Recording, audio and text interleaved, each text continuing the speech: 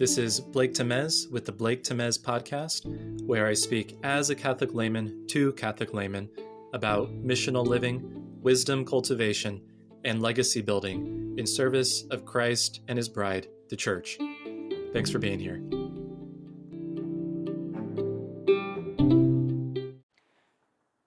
In ministry work, it's a rare case when a minister or a pastor will take the time to get a good sense through data and anecdotes and basically to get research done that would inform the actions that they take in the ministerial setting. All right. I mentioned anecdotes, and perhaps that was me misspeaking, because it seems like most people, ministers included, are operating out of anecdotes from people that they know or personal anecdotes without taking stock of the range of experiences that are not covered by those individual stories that they've encountered.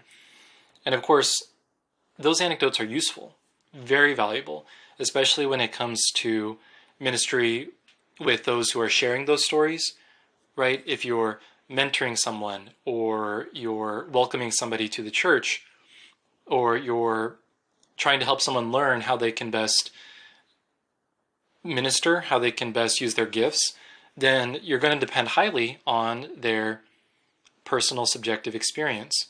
And that's appropriate, completely. But on the other hand, it's not the case that entire programs that are meant for anyone and everyone who comes to the parish should be structured around the anecdotes of just a handful of people.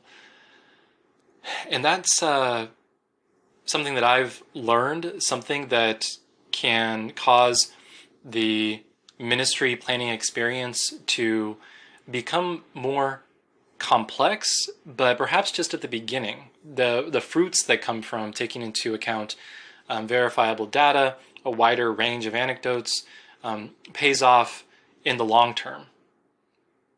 If we operate the way that we typically do, we might see payoffs in the short term in the form of, yes, this event was able to happen, and this party happened just like it does every year at the same time. But those are fruits that just kind of look at a calendar or look at an attendance sheet and say, we're doing a good job here. But those metrics are not what we should be looking at if our goal is transformation in the lives of individuals and in a parish, and then in the surrounding area because of the life within that parish. And so that's why I've taken time to do further reading and other kinds of research on men's ministry and demographic trends when it comes to young men. And that's going to pay off. It's going to lead to creative responses to circumstances that other people won't readily see because of the narrowness of their mindset. Now, I want to acknowledge there can be an opposite extreme, if you will, where there's just constant research, there's always reading, but a lack of engagement with anyone, or a lack of initiative in actually making things happen, like getting things started. And so that's a mistake on the opposite extreme. And depending on a minister, a mentor, a missionary's temperament and experiences, they may tend towards one extreme or the other.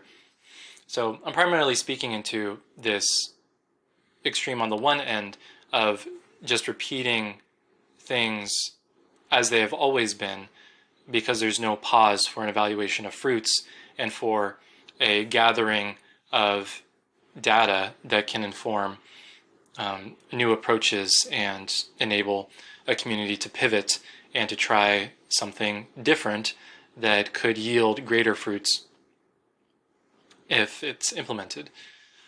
And so that's my recommendation to you, one that can pay off in big ways, is to always take time to evaluate fruits and ask yourself why questions about why are we valuing this metric, whether it be attendance or number of events or whatever it is. Why are we valuing this, and why are we reporting primarily on this rather than other metrics that could be better representative of what we're really trying to produce, which again, for those working in the Catholic context, should be, spiritual depth that results in a greater missionary outreach to others that causes those other things like increased attendance and all of that. But it's an abundance that is the result of depth and transformation, so that when we get those new people, when we get people to respond to our invitation, we actually have something of value to offer them that is life-changing for the better, right? That really, can mean everything, right? To be more direct, we're talking about an introduction to the person of Jesus Christ and everything that comes with, and eternal salvation, not to mention, just all the fruits of the Spirit that we can experience even in this life. And so that's it for now. I'll leave it there. Thank you as always for your time and attention.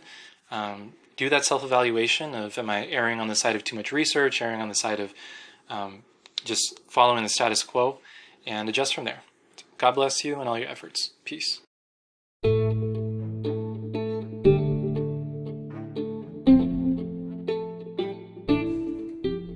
If you're a young Catholic man or a mentor, missionary, or minister who works with them, or even just a concerned figure in their life, a parent, uncle, whoever it might be on the lookout for the release of a short guide that I'm putting together called Brothers by Blood: How to Forge a New Path for Catholic Manhood.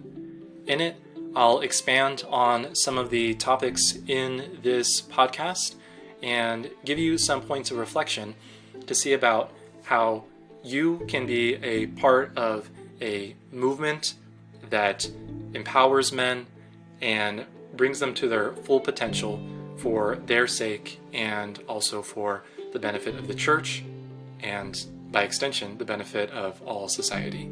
So again, thank you for being a part of this, and look out for more information about the release of my guide in episodes to come.